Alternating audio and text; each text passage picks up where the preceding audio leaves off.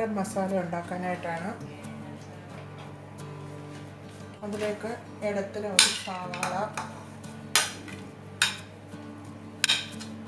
ഒരു തക്കാളി, കുറച്ച് കറിവേപ്പില, ഇനി കുറച്ച് വെളുത്തുള്ളി, ഒരു 1/2 ടേബിൾ സ്പൂൺ വെളുത്തുള്ളി, 1/2 ടേബിൾ സ്പൂണ് ഇഞ്ചി, 1/2 ടീസ്പൂൺ മഞ്ഞൾ, 1 ടീസ്പൂൺ കുരുമുളക് പൊടി, 1 സ്പൂൺ മട്ടൺ മസാല,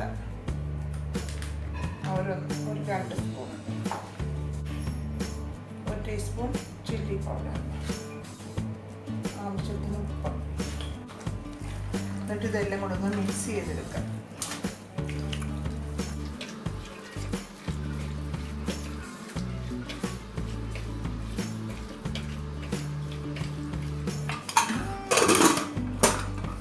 കുക്കർ അടച്ച് തീ കത്തിക്കാം. ചൂടായ പാത്രത്തിലേക്ക് 1 സ്പൂൺ വെളിച്ചെണ്ണയും ഗീയും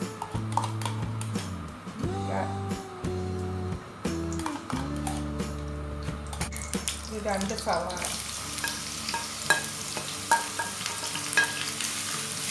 രണ്ട് വലിയ സവാളയായത്,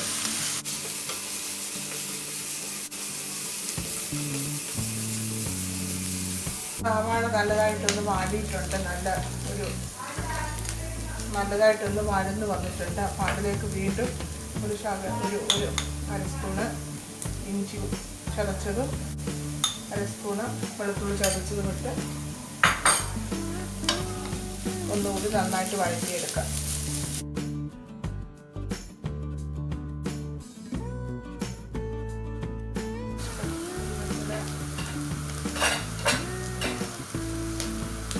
കുറച്ച് കറിവേപ്പില എല്ലാം കൂടെ ഇട്ട് നല്ലവണ്ണം വീണ്ടും ഒന്ന് വഴറ്റിയെടുക്കാം. ഇപ്പോൾ 1 സ്പൂണ് വെളിച്ചെണ്ണയും 1 സ്പൂണ് നെയ്യും കൂടി ഇട്ടാൽ ഈ ഉള്ളി വഴറ്റിയിരിക്കുന്നത്. അങ്ങനെ നെയ്യ് കുറച്ച് ഒഴിച്ചാൽ മട്ടന് നല്ലൊരു ടേസ്റ്റ് കിട്ടും. 1 സ്പൂൺ കൂടെ മട്ടൻ മസാല ചേർക്കാം.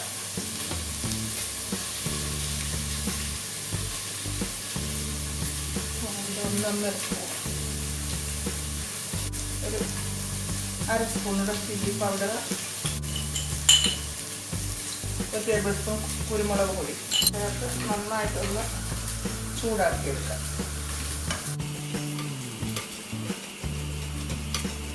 എല്ലാം കൂടെ നല്ലവണ്ണം മൂത്തിട്ടുണ്ട്. അതിലേക്ക് ഈ കുക്കറിൽ 1 വിസിലടിച്ച് വേവിച്ചെടുത്ത മട്ടൻ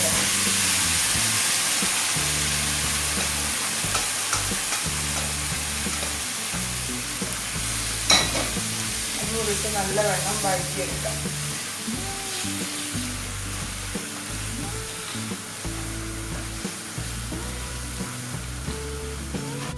ഈ സമയത്ത് ഉപ്പൊക്കെ ഉണ്ടെന്ന് നോക്കണം. ഞാൻ മട്ടനകത്ത് ആവശ്യമുള്ള ഉപ്പ് ചേർത്തിട്ടാണ് വേവിച്ചത്.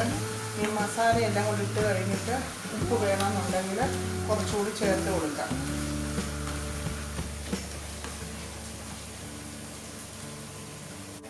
മട്ടൻ നന്നായിട്ട് വഴന്നിട്ടുണ്ട്. 1/2 സ്പൂണ് പെരുംജീരകം പൊടിച്ചത്, ഒരു അരമുറി ലെമൺ, നാരങ്ങ നീര്,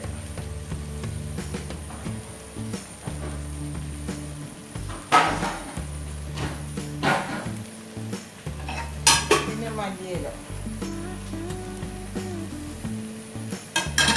നല്ലവണ്ണം ഇളക്കി യോജിപ്പിക്കാം.